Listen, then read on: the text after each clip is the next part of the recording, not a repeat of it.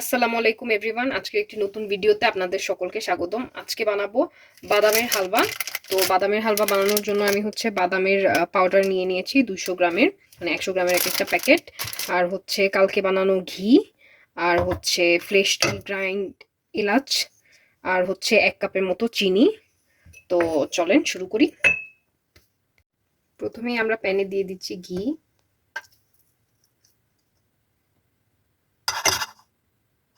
ঘিটা মেল্ট হয়ে গেছে, তো আমরা এই বাদামের পাউডারটা দিয়ে দিচ্ছি।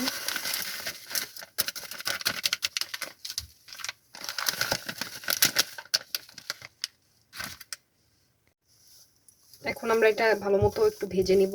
এটা কিন্তু কাঠবাদামের গুঁড়ো, আর এই কাঠবাদামের গুঁড়োর টেক্সচারটা কিন্তু একদম ফাইন না, হালকা একটু দানা এটা দানা। আমি 2 মিনিটের মতো ভেজে নিয়েছি। এখন আমি এটাতে দিয়ে দিব গ্রাইন্ড করে রাখা এলাচের পাউডার, অল্প একটু দিব। আর এই 1 কাপ চিনি দিয়ে দিচ্ছি। দিয়ে এখন ভালো মতো এটা নেড়ে চেড়ে রান্না করব। এই পর্যায়ে দিয়ে দেবো একটুখানি দুধ। আমি কিন্তু এখানে অ্যারাউন্ড হাফ কাপের মতো দুধ ইউজ করেছি।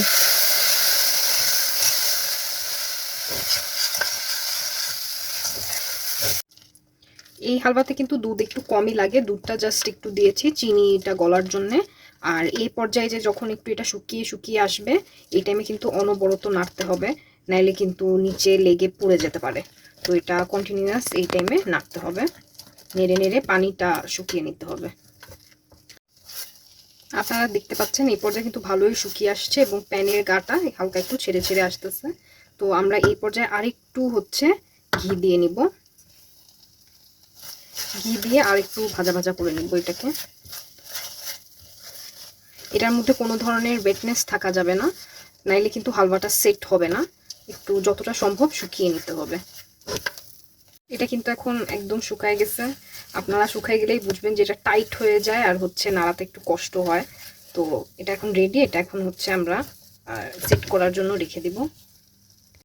এখন আমরা একটা প্লেটে একটু ঘি লাগায় নিব, যেন এটা হালুয়াটা লেগে না যায়।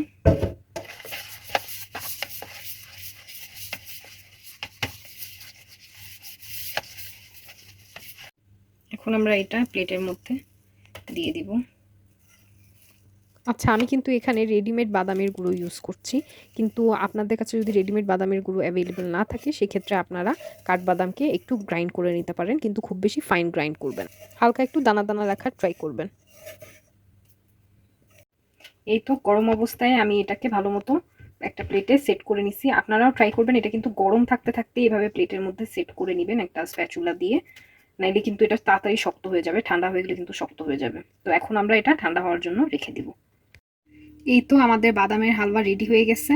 আর আমি এটাকে ডায়মন্ড শেপে কেটে নেওয়ার চেষ্টা করছি, আর একটুখানি কিশমিশ দিয়ে ডেকোরেশন করছি।